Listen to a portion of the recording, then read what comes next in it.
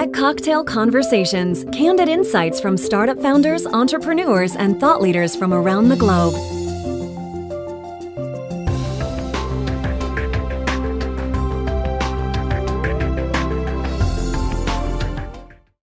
So we started 2 years ago, January 2011. We have about 130 companies in the accelerator. We're based in San Francisco. It's about just shy of 600 people, so it's quite a big technology accelerator. The only people we allow in there are technology companies, and I think that's our sort of difference, is that we're purely focused on tech. We typically look at incubators as the early stage part of the process. So people with an idea head into an incubator. It's a really good place to kind of work out how best to execute that idea. Companies to get into RocketSpace, which we define as an accelerator, they need to know what they're doing for the idea. Our job is, they know where they're going. Our job is to help them get there faster. So it really is acceleration of their business plan, not so much around the kind of working out what the best business plan is. Yeah. And then co-working is really quite different altogether. Co-working's a kind of office as a service business model, and they all have their own flavors, whether it's for companies for social good or companies for technology or so forth. But most of them are just trying to create a bit of community in the office space rather than taking an office on your own.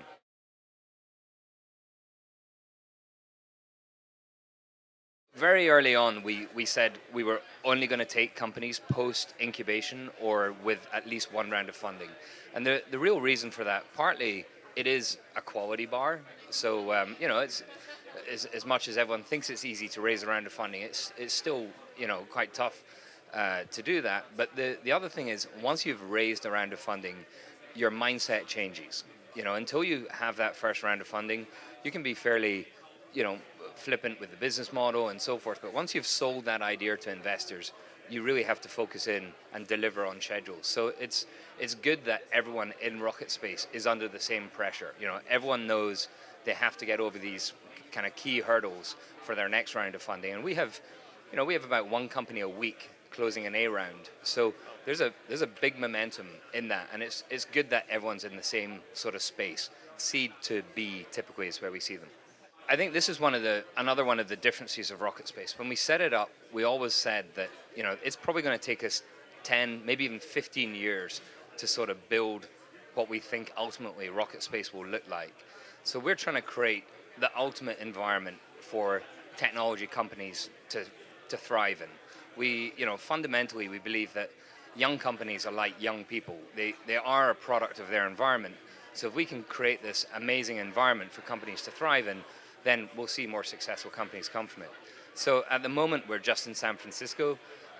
We will expand to other technology clusters. London, we're looking at. New York, we're looking at.